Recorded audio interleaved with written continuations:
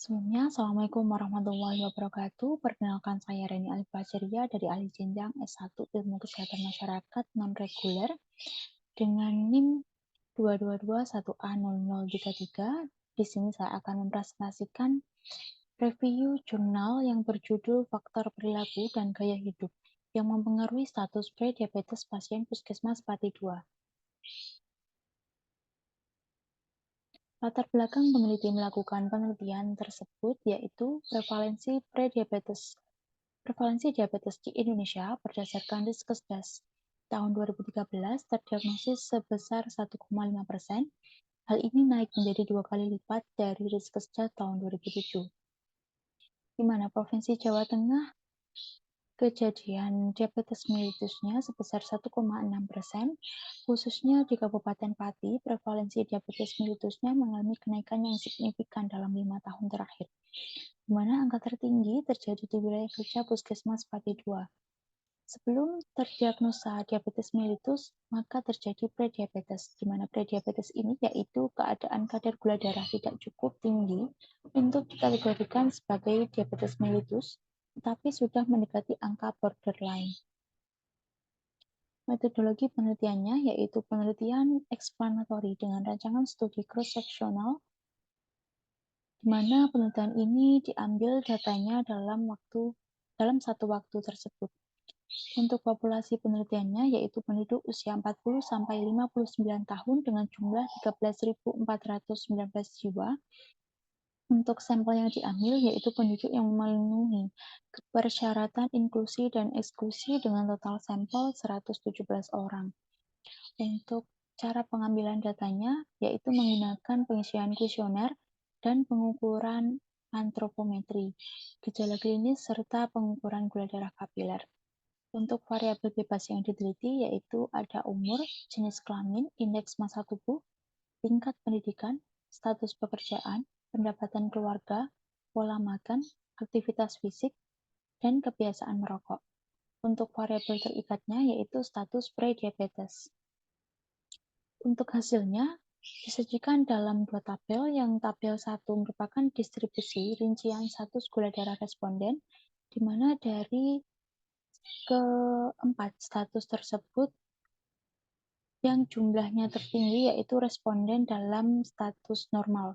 Kemudian yang sebelah kanan disajikan dalam tabel 2 merupakan distribusi frekuensi status prediabetes responden, di mana status prediabetes normal dengan jumlah responden 71 dibuktikan dengan persentase 60,7%.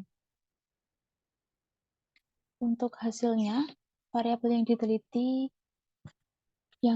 oleh peneliti yaitu ada 9. Dari ke-9 variabel yang diteliti terdapat 4 variabel yang ada hubungannya dengan kejadian diabetes mellitus, yaitu indeks massa tubuh, pola makan, aktivitas fisik, dan kebiasaan merokok. Variabel yang ada hubungannya tersebut dibuktikan dengan hasil p-value yang lebih dari 0,05 itu artinya tidak ada hubungan dengan kejadian diabetes mellitus. Namun jika p-value-nya kurang dari 0,05 itu artinya ada hubungan dengan kejadian diabetes mellitus. Kemudian penjelasan hasilnya, yang pertama indeks massa tubuh, di mana indeks massa tubuh ini dari responden yang diteliti itu lebih banyak responden yang memiliki kadar gula darah normal lebih, yaitu dengan persentase 76,9%. Kemudian variabel yang kedua yaitu pola makan, di mana dominasi responden yang kelebihan asupan kalori atau pola makan tidak sehat sebanyak 56,4%. Untuk aktivitas fisiknya, hasil responden yang aktivitas fisiknya kurang itu lebih banyak, dibuktikan dengan persentase 50,4%. Kemudian variabel yang keempat, kebiasaan merokok, ini yang lebih banyak yaitu jumlah responden perokok sebesar 54,7%.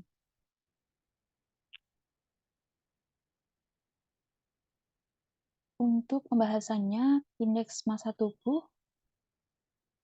yaitu obesitas dapat menyebabkan resistensi insulin yang disebabkan oleh menurunnya kemampuan hormon insulin untuk menurunkan kadar glukosa darah. Glukosa tidak dapat memasuki sel sehingga kadar glukosa darah cenderung meningkat.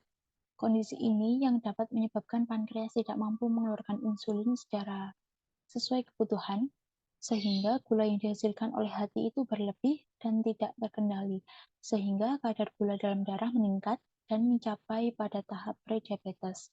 Kemudian untuk variabel kedua yaitu pola makan, di mana metabolisme yang mempengaruhi kadar glukosa dalam darah adalah asupan kalori yang diubah menjadi energi.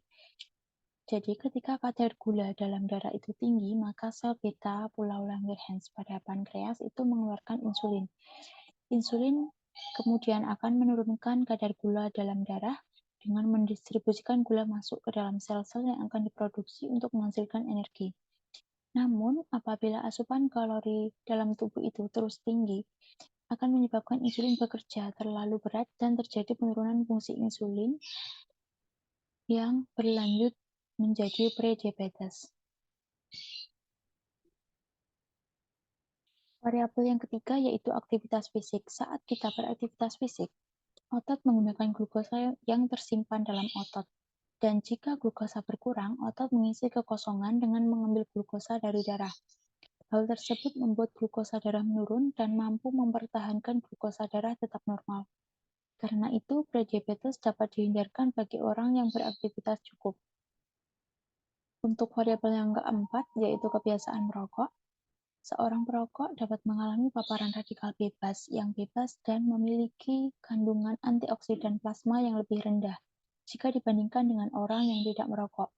Hal ini berakibat terjadinya kerusakan membran sel yang berakibat fatal pada metabolisme. Kerusakan metabolisme ini sebagai pencetus resistensi insulin yang apabila tidak dikontrol dengan baik akan berlanjut pada tahap prediabetes.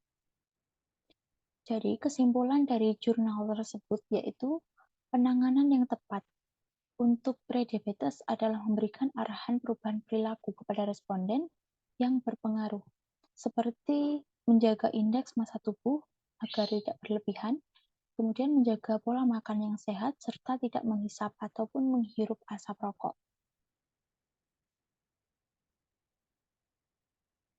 Kemudian, hal ini merupakan opini dari saya ataupun kekurangan dari jurnal yang telah saya lakukan review, yaitu perlu ditambahkan tahun pada judul penelitian meskipun waktu pelaksanaan screening sudah tercantum pada bagian metode penelitian.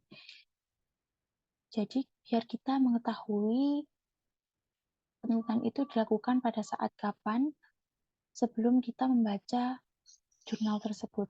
Kemudian yang kedua, sebaiknya penelitian juga dilakukan pada usia kurang dari 40 tahun dan usia kurang dari 59 tahun, di mana status prediabetes ini juga dapat terjadi pada usia di bawah yang lebih dari 40 tahun karena pemicu faktor makanan yang terjadi di era modern seperti ini, seperti makanan yang siap saji, yang banyak pemanis, seperti itu. Kemudian yang ketiga, sebaiknya saat melakukan screening pada responden, itu peneliti benar-benar mengkonfirmasi kepada responden agar responden mau dilakukan screening hingga akhir penelitian dilaksanakan. Dikarenakan dalam penelitian tersebut terdapat 9 orang yang tidak melanjutkan proses pemeriksaan.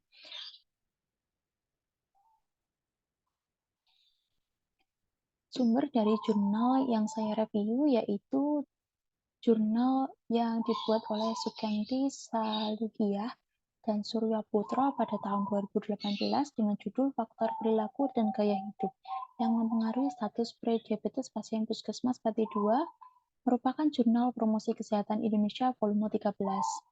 Terima kasih, sekian presentasi dari saya. Jika ada salah kata, saya minta maaf. Wassalamualaikum warahmatullahi wabarakatuh.